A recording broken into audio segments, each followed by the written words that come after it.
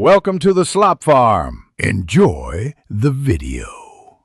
You start by connecting the iPhone to a computer and putting it into recovery mode so you can restore the firmware. This removes the passcode but erases data.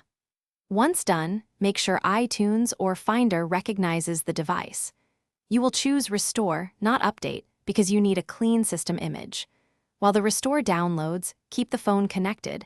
Interruption risks partial installs. This step clears the security lockout, but requires your Apple ID for reactivation if Find My iPhone was enabled.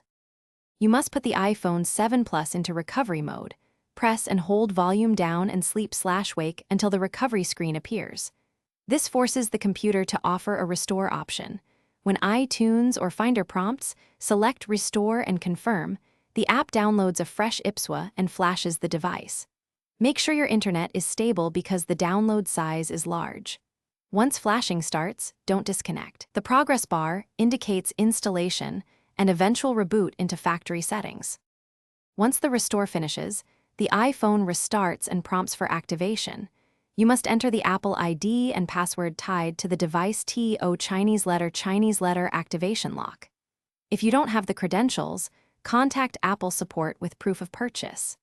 If the restore fails or freezes, retry using DFU mode, which is deeper than recovery mode, or switch to a different computer and USB cable. One key troubleshooting tip: try another USB port or cable first. Most failures are.